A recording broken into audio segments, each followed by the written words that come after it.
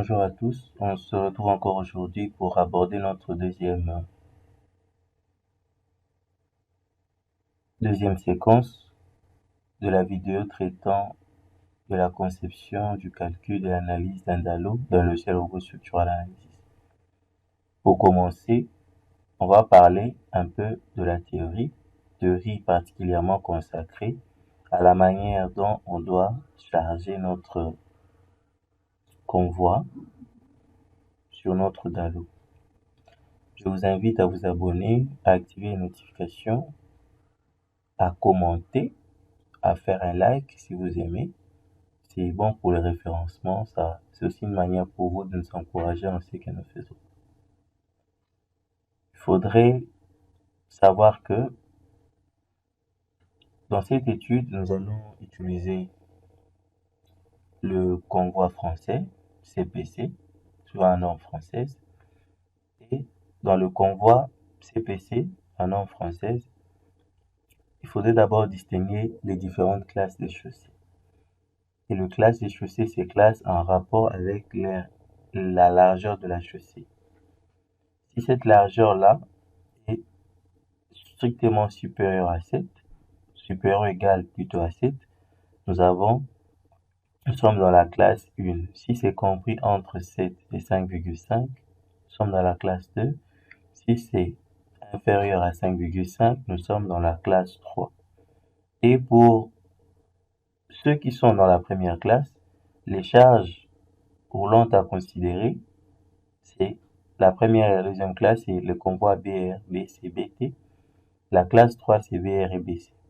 Les autres cas, c'est pour le convoi militaire ainsi que le convoi exceptionnel. Maintenant, comment retrouver, se retrouver dans la première classe? C'est simple. Ici, pour retrouver la classe d'une chaussée, on prend la largeur de la chaussée divisé par 3.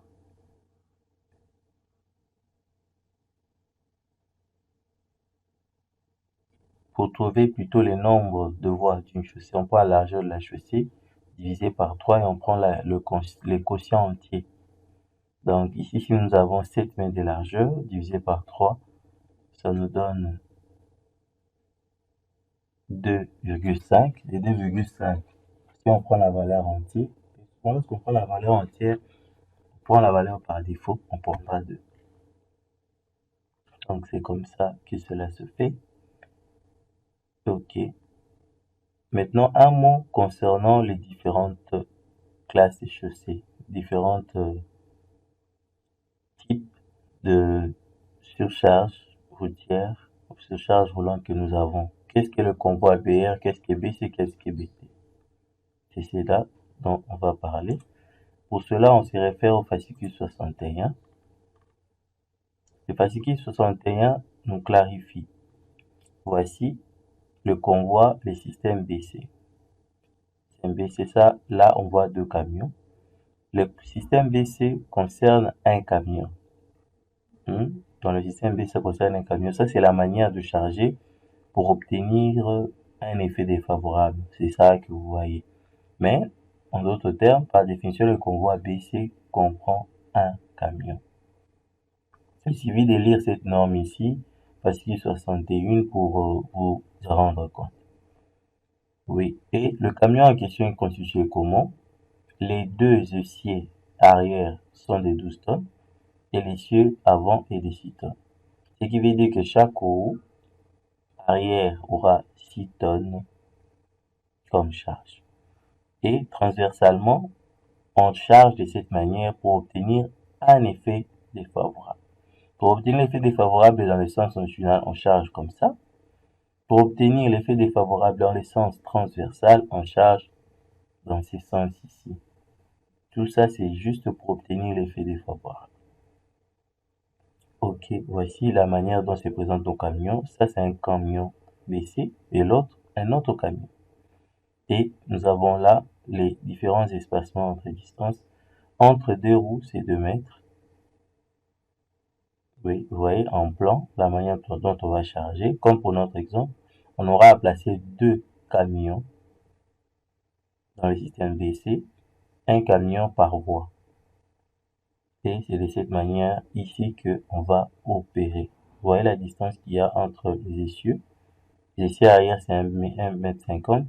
Pour les essieux du milieu et les essieux devant, c'est 4,50 m. Et dans le système B, c'est les tandems. Pour les tandems, un essieu aura 16 tonnes.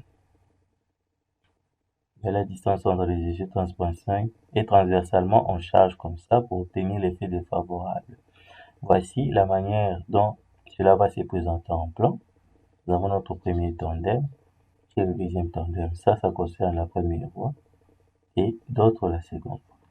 Nous avons maintenant le système VR, qui est le système pour vérification localisée pour le poinçonnement. Là, on utilise une roue de 10 tonnes et voici les dimensions de la roue, 30 sur 60 cm, bien sûr. Ça concerne le convoi.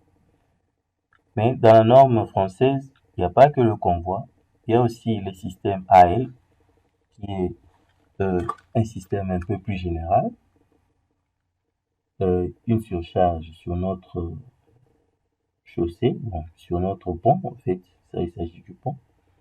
Et il y a aussi une surcharge de 4,5 kN par mètre carré qu'on place sur le trottoir. On place sur le trottoir pour essayer de faire le calcul de notre élément.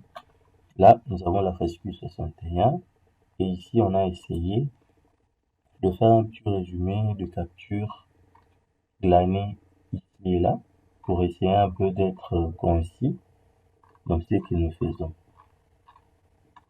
Sans plus tarder, on peut entrer directement dans le fond avec les logiciels pour mieux voir comment cela va se faire. Vous voyez ici, j'ai parlé à charge du trottoir. Une charge uniforme 4,7 kg par mètre carré est supportée par le trottoir de tous les ouvrages, y compris les bandes éventuelles de séparation des chaussées, les biais cyclables. La surcharge, voici comment on peut évaluer la valeur de la surcharge sur notre route. Et autre chose, pour la valeur de la surcharge, il y a un coefficient multiplicateur, ça dépend du nombre de voies, nous en avons deux. Notre classe de points de première, donc ce sera identique. Mais pour les convois, on va le multiplier par la valeur de 1,1 qui est le coefficient de pondération pour notre élément. Nous sommes là, voici notre structure et on va d'abord définir le cas de charge. Je commence par le poids propre.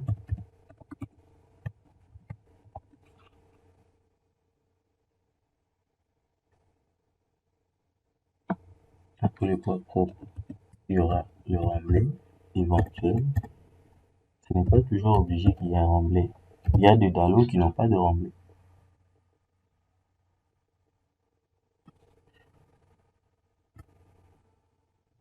Nous avons la poussée des terres.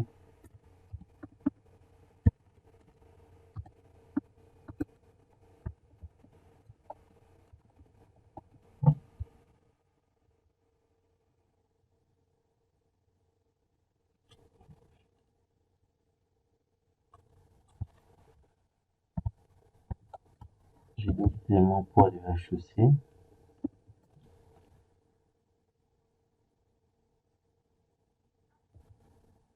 Comme charge d'exploitation. Bon, concernant pour le convoi, je ne vais pas définir ça ici, ça va s'écrire automatiquement. Je vais aller ailleurs, au niveau du chargement. Ici, je peux mettre par contre la surcharge.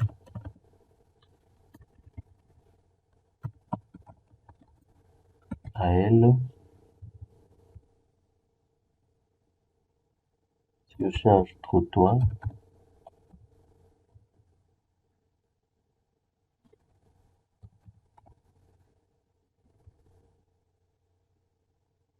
Surcharge trottoir.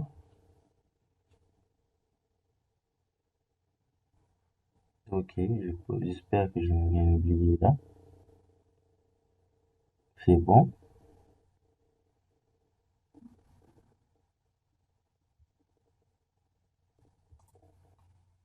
On commence l'application de surcharge. On va commencer par la poussée de thé.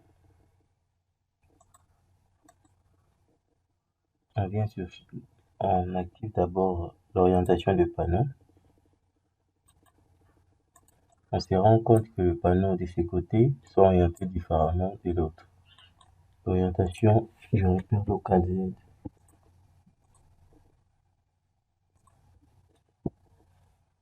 On va changer cela à l'aide du menu structure, caractéristiques, orientation du repère local de panneau.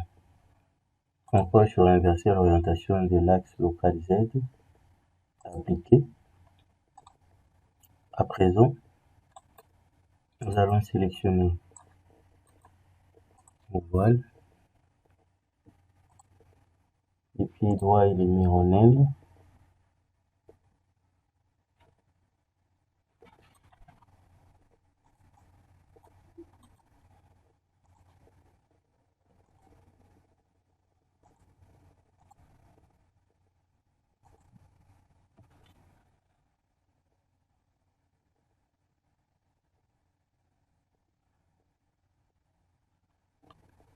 Allons sur chargement, autre charge, charge par sol. Je fais copier. Je vais coller ça de l'autre côté. Je clique sur paramètres. C'est ça ici, je choisis la nature du sol en place. Bon, ça c'est en anglais. On va devoir, je viens sur outils, je vais changer. Préférence là.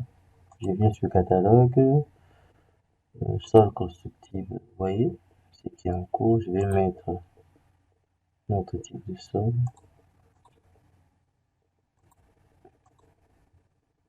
Sol database métrique. Catalogue des sols constructibles.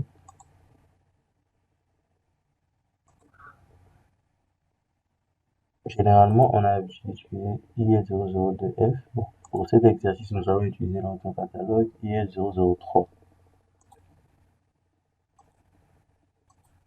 Ok. Je viens sur paramètres. Oui, directement ça change.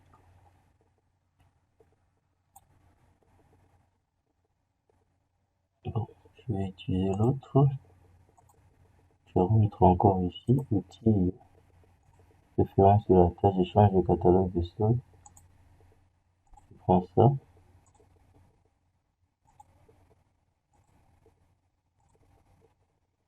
Paramètres. Ok. Oui. Argile organique, argile limoneuse, argile maigre, argile sableuse. C'est vraiment d'autres choses qu'on ne voit pas dans. Il suffit de changer de catalogue pour voir plusieurs détails du type de sol. Sable très fin, sable graveleux, sable fin mica, sable fin argileuse. Donc, admettons qu'il s'agit pas de sable inorganique, mais argile sableuse. La voie de l'argile sableuse. Dessus, je peux supprimer le clé ici.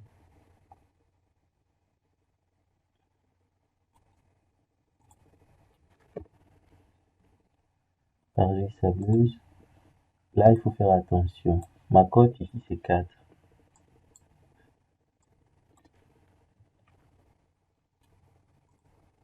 Vous voyez, ça change directement. Bon, la couleur, je peux changer pour une bonne aperçu. Vous voyez, ok. Nous avons les caractéristiques du sol, l'angle frottement interne n'est pas volumique.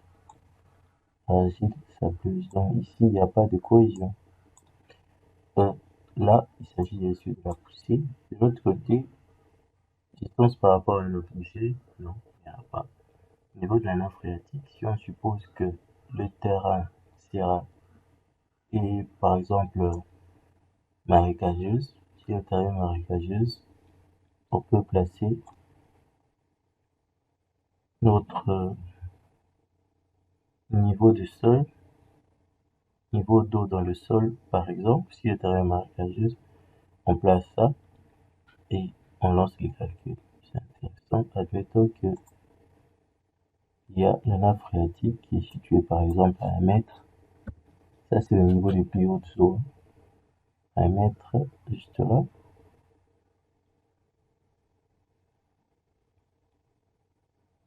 Charge, on vient sur charge. D'abord ici, je prends la répartition suivant la norme CETRA uniforme.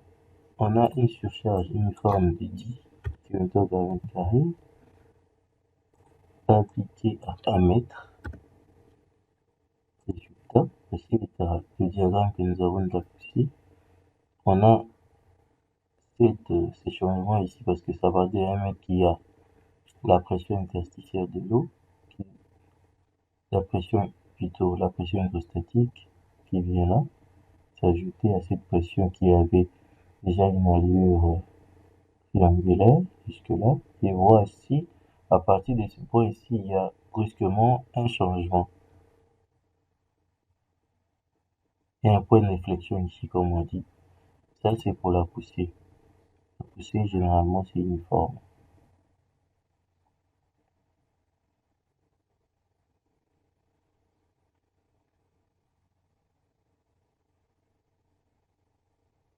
Ok, on peut avoir la note de calcul, si on veut. Ici, vous agrandissez ça. On agrandit aussi l'autre.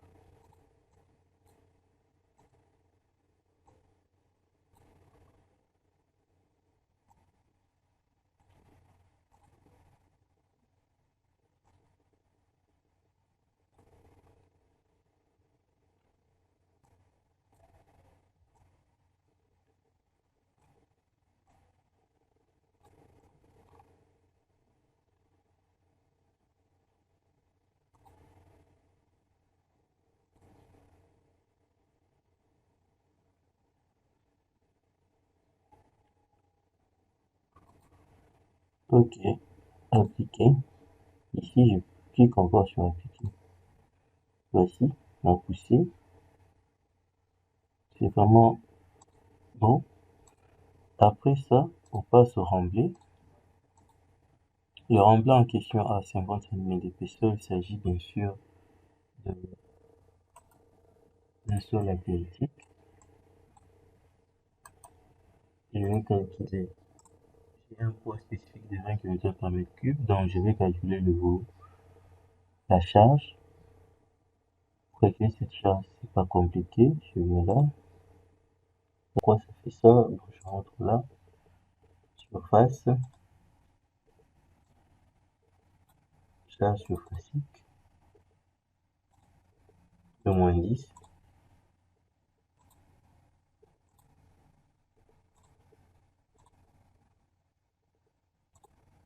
Ok.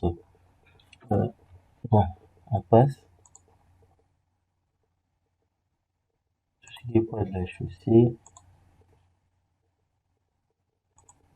Nous revenons là. On estime que le poids, on peut calculer, faire des petits calculs. Admettons qu'il s'agit d'une chaussée rigide qui passe par là. Une chaussée de 15 cm. 0,15 fois 25, 3,75. Et si on a ajouté le revêtement au-dessus, avec, admettons que nous ayons 4 cm, 3,75 à 0,04 fois 25 pour l'asphalte. Donc 4,75. Merci. Je vais mettre une valeur de mon 4,75 là.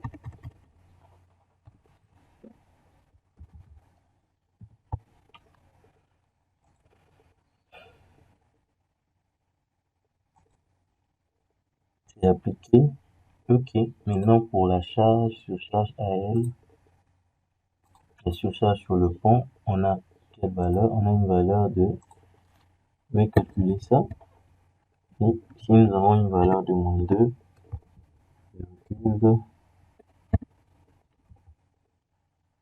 12.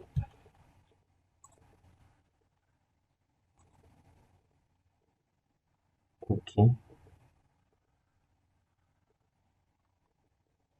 Bon, normalement, ça devait se limiter là et le trottoir ne devait pas être rempli. On exagère quand même, mais on ajoute la valeur d'affichage du trottoir. Là, on change le cas de charge. Nous venons ici. Pour le trottoir, nous avons une valeur de moins 1,5.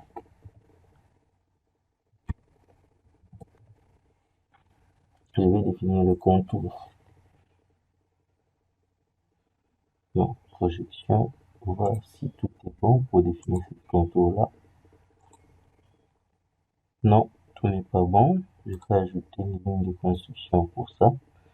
Voilà, ça. À partir de là, de 2, je vais ajouter 1. Et à partir de 6, je retranche 1.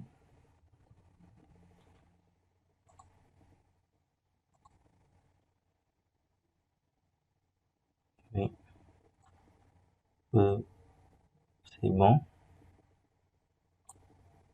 Ok, merci. Maintenant, ça c'est ma chaussée. L'axe va passer par là.